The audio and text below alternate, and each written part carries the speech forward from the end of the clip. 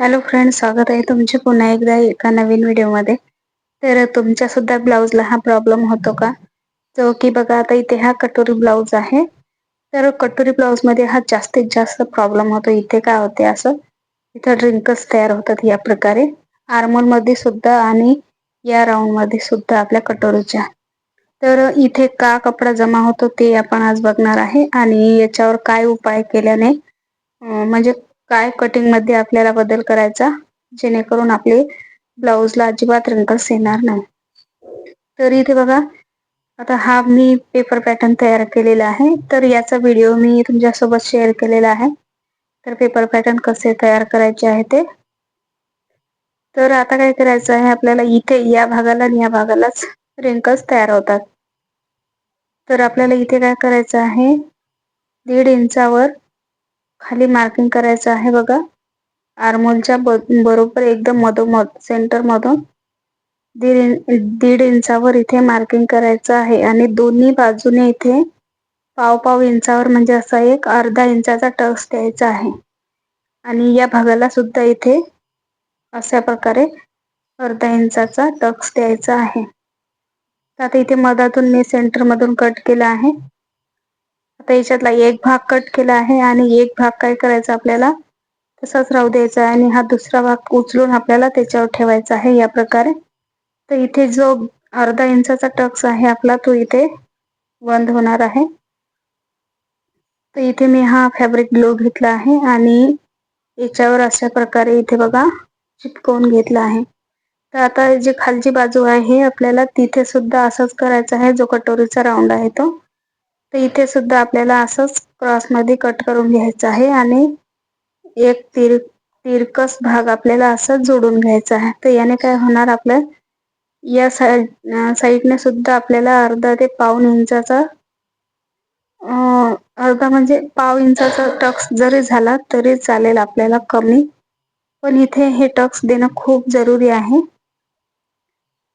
तर बघा, आता इथे या प्रकारे मी चिपकवून घेतला आहे. आता इथे बघा कसा मधात इथे फुगा तयार झालेला आहे. तर हाच तो जो रिंकल्सचा भाग तयार होते ना, तर याच्याच मुळे होते. तर आता याला काय करायचं, आपल्याला सुकू द्यायचं आहे थोडस. तोपर्यंत मी तुम्हाला पाठीमागच्या भागाची कटिंग सांगते. तर याला आपण बाजूला ठेवू आणि पाठीमागच्या भागाची कटिंग बघू. तर इथे हा बघा एक साधा सिंपल पीस आहे. तर कस्टमरचं ब्लाऊज आहे हे. तर त्यांचे 4 ब्लाऊज आहे एकाच मापाचे. तर आता जे पॅटर्न तयार केलं आहे आपण, ते 4ही ब्लाऊजला वापरू शकतो. इथे पूर्ण उंची 12.25 आहे, तर मी 13.25 इंच घेतले आहे. तर बघा 13.25 इंचावर मार्किंग केले आहे मी. आता पाठीमागच्या भागामध्ये सुद्धा मी म्हणजे समोरचा जो भाग तयार केला आहे पॅटर्न, तर सेम याच पद्धतीने केला आहे. तर आता 5.5 इंच शोल्डर घेतले आहे मी. साईज 36 आहे ब्लाऊजची. छातीची साईज इथे 36 इंच आहे. तर मी 5.5 इंच शोल्डर घेतले आहे आणि आर्महोल इथे 6 इंच घेतले आहे. तर या प्रकारे बघा, छातीचा चौथा भाग 9 इंच टाकला आणि 1.5 इंच शिलाईसाठी एक्स्ट्राचा टाकला आहे. आता 1.25 इंचावर पाठीमागच्या आर्महोल साठी गोलाई देऊन घेतली आहे या प्रकारे. तर हे पाठीमागच्या आर्महोलला आपल्याला राऊंड देऊन झाला आहे. गळा रुंदी इथे 2.5 इंच घेतली आहे. आता इथे बघा, खाली जी कमरपट्टी आहे तयार, त्यांना 4 इंचची पाहिजे आहे. तर इथे 4.25 इंचावर खालच्या बाजूने वरी मार्किंग केलं आहे. तर इथे बघा, गळ्याची आपली उंची 8.5 इंचावर आली आहे. तर या प्रकारे इथे गळ्याचा बॉक्स तयार केला आहे आणि असा गोल शेप देऊन घेतला आहे गळ्यासाठी. तर आता इथे कमर 7.5 इंचावर आहे, कमरेचा चौथा भाग. कारण कमर इथे 30 इंच आहे आणि खालच्या बाजूने आपल्याला कमरेमध्ये पाठीमागच्या भागात 2.5 इंच शिल्लक वाढवून घ्यायचे आहे. तर इथे बघा, आता या प्रकारे आपला पाठीमागचा भाग सुद्धा मार्किंग करून झालेला आहे. आता जसं मार्किंग केलं आहे तसंच इथं कट करून घ्यायचं आहे आपल्याला.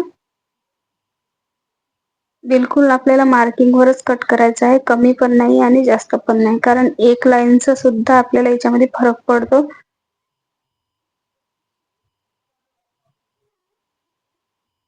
आता इथे बघा तसंच आपल्याला कपडा सरळ करून घ्यायचा आहे आणि हाच बघा पॅटर्न आता आपला सुकलेला आहे. तर इथे आपल्याला ठेवून घ्यायचं आहे आणि जसा आहे तसाच इथे मार्किंग करून घ्यायचं आणि बरोबर आपल्याला मार्किंग करून एकदम व्यवस्थित घ्यायचं आहे. कमी जास्त झालं नाही पाहिजे आपलं व्यवस्थित आणि कट करून घ्यायचं आहे.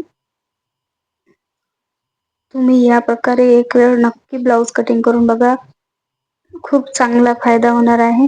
कारण की मी या प्रकारचे भरपूर म्हणजे आता पहिले मी करत नव्हते असे कटिंग, पण आता मी 1-2 ब्लाऊजला करून बघितलं पहिले.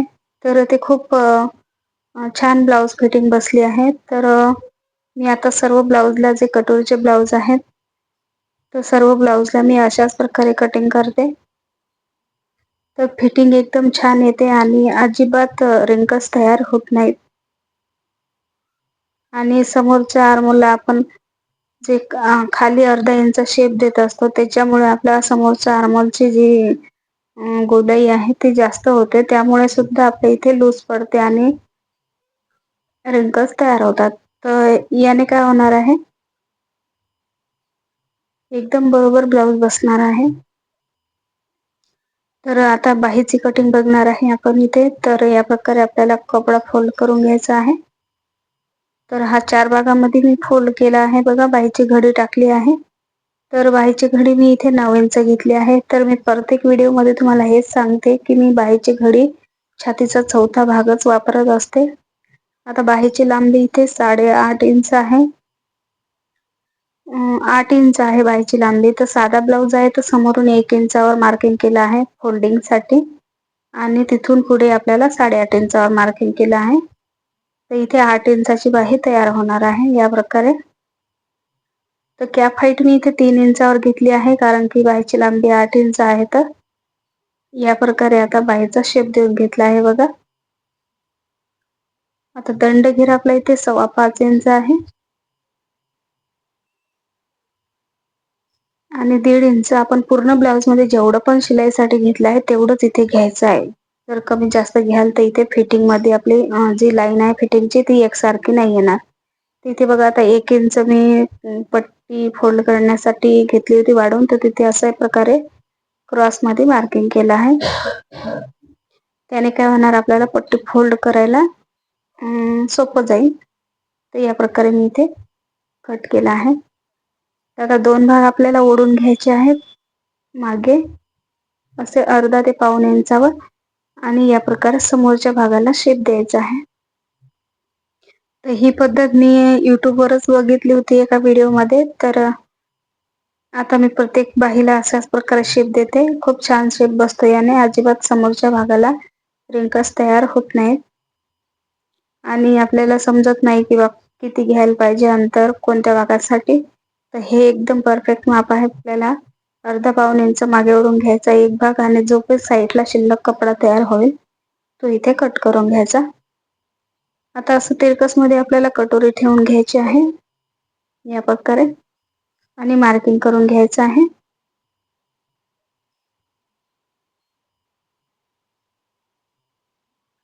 आता या ब्लाऊजचा स्टिचिंगचा जो व्हिडिओ आहे तो मी तुमच्यासोबत नक्की शेअर करेन. म्हणजे पुढच्या व्हिडिओमध्ये मी तुम्हाला याची पूर्ण स्टिचिंग दाखवणार आहे कशा प्रकारे होईल ते. तर स्टिचिंग मध्ये सुद्धा काय बदल करावा लागतो आपल्याला, तर हे सुद्धा आपण पुढच्या व्हिडिओमध्ये बघणार आहे. तर तुम्ही अजून चॅनलला सबस्क्राईब नसेल केलं तर प्लीज माझ्या चॅनलला सबस्क्राईब करा आणि हा पण व्हिडिओ जर आवडला तर लाईक करा. तर हे बघा या प्रकारे असं आपला कटोरीचा भाग सुद्धा कट झालेला आहे. आता आपल्याला इथे क्रॉस पट्टी कट करायची आहे. आता इथं काय होते, साध्या ब्लाऊज मध्ये जास्तीत जास्त आपल्याला क्रॉस पट्टी डबल मध्ये लावायची असते. पण इथे कपडा कमी आहे आणि त्यांच्या बाहीची उंची जास्त असल्यामुळे काय झालं आहे, इथे कपडा आपल्याला अधिकच कमी पडला आहे. तर इथे काय करणार आहे, मी 1 इंच खाली शिल्लक ठेवून घेतला आहे आणि जशी आपण पाठीमागच्या भागाला कमरपट्टी लावतो तशी आपल्याला क्रॉसपट्टीला सुद्धा 1 इंचाची कमरपट्टी फोल्ड करायची आहे. तर 1 इंच मार्जिन एक्स्ट्राचा सोडलाय मी इथे आणि नंतर वरच्या भागाला इथे ठेवून घेतलाय. आता इथे साईडने सुद्धा 1/2 इंच एक्स्ट्राचा वाढवून घेतला आहे कारण आपण आय हुक पट्टी करणार आहे, तर त्याच्यामध्ये आपल्याला 1/2 इंच जाणार आहे शिलाईमध्ये. तर त्यासाठी मी इथे वाढवून घेतलं आहे. आता बघा 1 इंचाची जी पट्टी आहे तिथे मी असे कट लावून घेतले आहे. तर या प्रकारे आपण याला फोल्ड करणार आहे आणि नंतर तुळपाई करणार आहे. तर आता बघा किती छोटासा कपडा वाचला आहे. तर याच्यामधून आपल्याला पायपिंगसाठी पट्ट्या काढायच्या आहे, कमरपट्टी काढायची आहे आणि आय हुक पट्टी सुद्धा काढायची आहे. तर बघा अशा प्रकारे आता हे ब्लाऊज आपलं कटिंग झालेलं आहे. तर तुम्ही एक वेळ नक्की या प्रकारे कटिंग करून बघा.